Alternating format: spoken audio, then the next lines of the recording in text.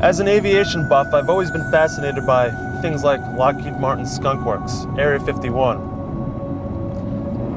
And the best comparison I can make to the Nurburgring, especially this little road in front of us, this is the Area 51 of cars, what they call the industrial park.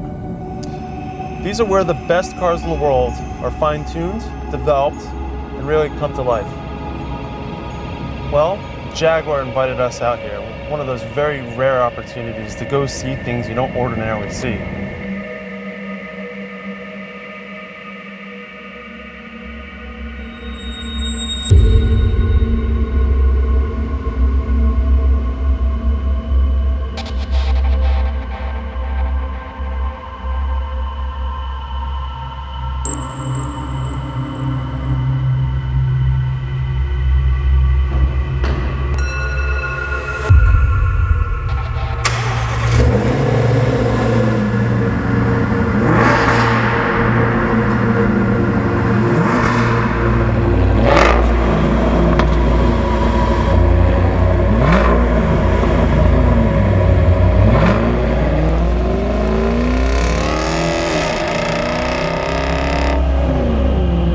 This is one of those rare opportunities where you drive a car you never expected to ever drive in your life.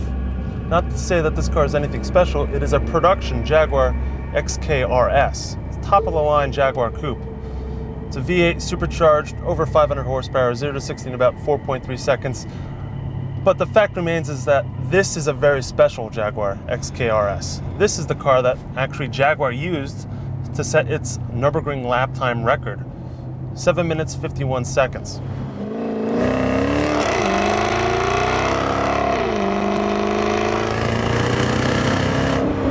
This car, though, has actually done 5,000 miles around the Nordshliefe. And from what they tell me, that's the expected performance lifetime of a vehicle. And that said, driving it right now, I'm assuming they've changed a few of the parts here and there. Feels just like any other production car. It feels clean, feels fit. But we didn't come all the way here to drive an XKRS on German country roads. We came here to get behind the scenes of Jaguar's Nurburgring test facility.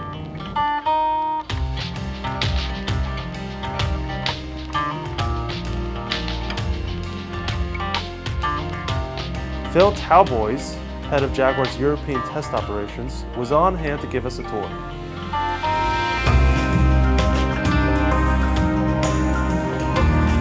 So this is the main workshop for when we're testing cars and engineering cars, be it industry pool testing or local road autobahn testing. So this is where it all happens behind closed doors. So this is the area that not many people get to see. Yeah, we don't normally bring people back here. You get to see the front of the house, but not the back of the house. At the very forefront, I look at this place. It actually looks kind of modern.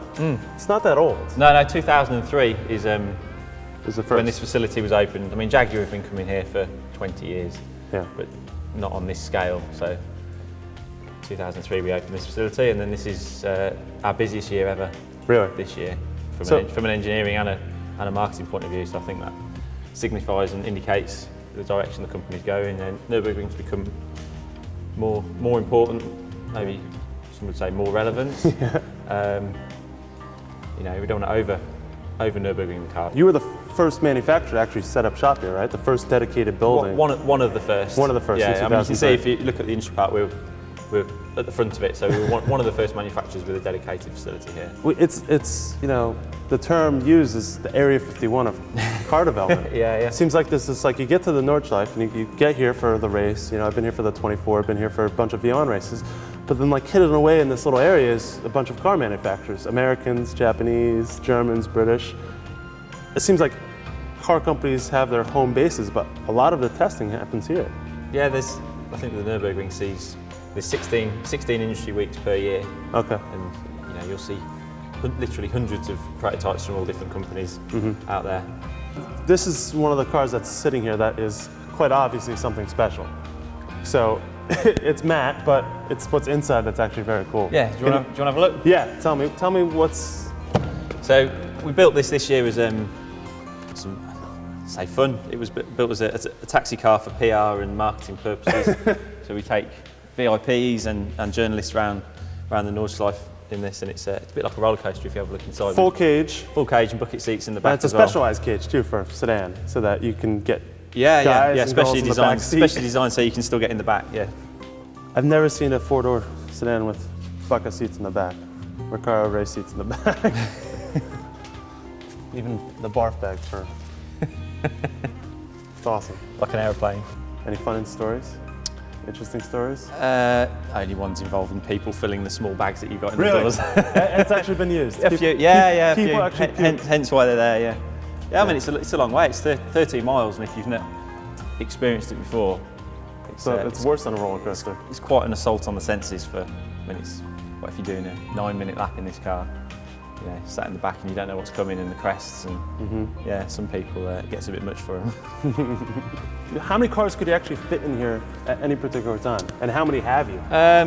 This year, our busiest week this year, we were running around 28 actual test cars. 28 test cars, yeah. And then alongside that, you've got the support cars that come with them, so the team cars for the guys to get around in. I mean, on an event, PR event tomorrow, we're running. I think we've got 36 cars running around, so we can look after quite a lot of vehicles in here. Yeah. So you've been saying it's been increasing. A lot more work is going on. Yeah. In Jaguar. Why is that? Why do you think that is? I think we've got lots of new models, not just all new models like F-Type coming out, but also new variants of different models coming out as well. Yeah. We've recently launched all-wheel drive XJ, all-wheel drive XF. So we're starting to fill in. You have to test each one of those variants. Yeah, and every variant has to come here. Every variant gets tested. So for you may only have 4 models, but each model has each variant of each model gets so the same test. So you literally have upwards of 16 different vehicles in terms of in terms of tests, and then within each vehicle there's different systems you have to test. So go ahead. You may have different cars for different things. You've got different. If you use engine calibration example, although you've got XF all-wheel drive, XF two-wheel drive, engine calibration works different. Same for stability control. So the number of variants and the amount of engineering needed soon rattles up, and it's going to be quite an astonishing number if you start to think about it. Yeah. And the amount of people you need to do it. So, show me around. What else is there to see?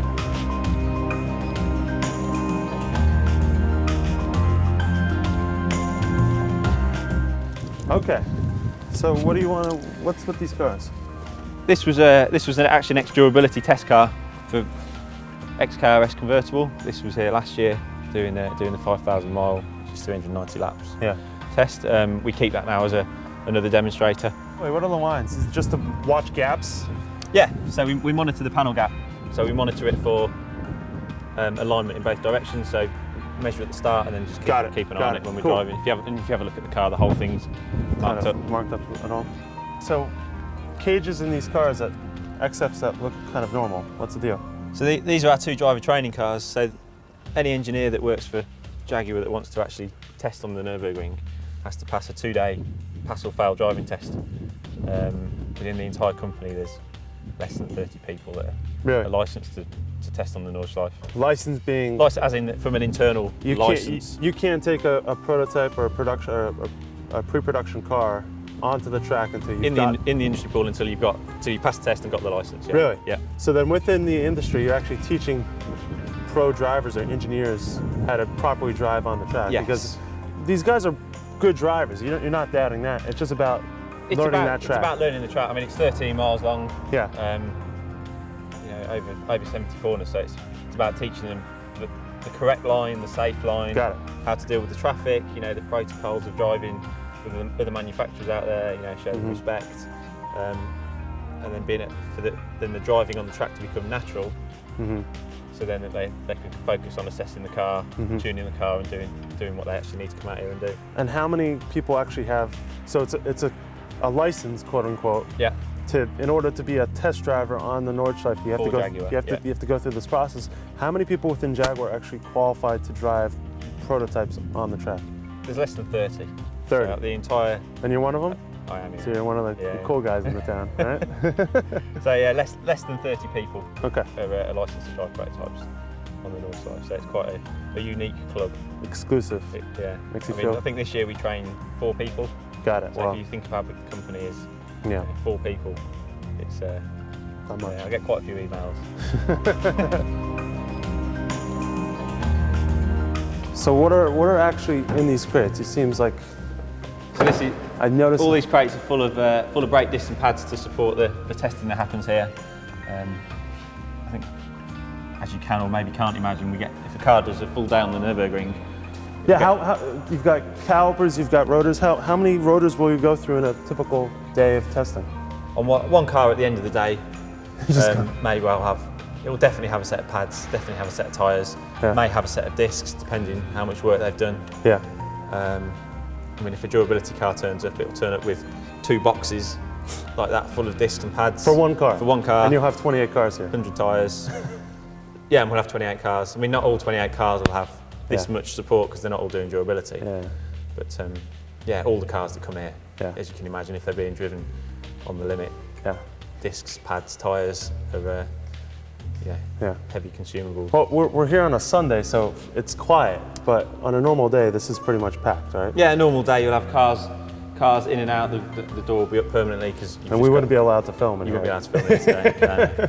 There'd be a few. I'm sure there are a few things hidden away somewhere. That's right. Not behind that door. But so, this is a very expensive operation.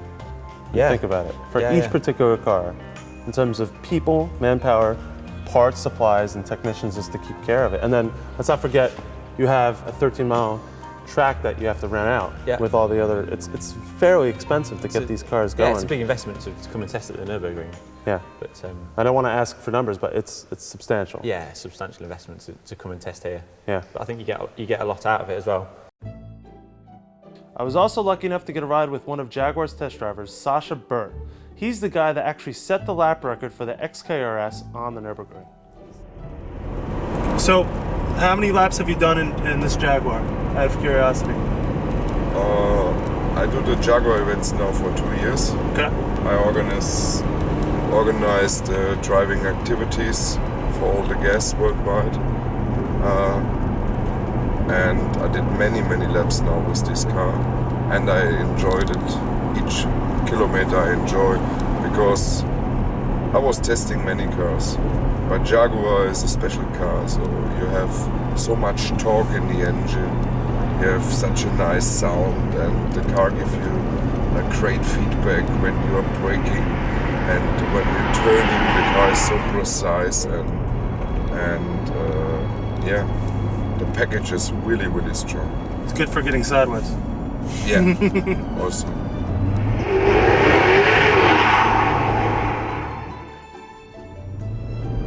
So we're coming up to the carousel here. You know, what was your first impression when you first drove it? The carousel. How do you drive it properly?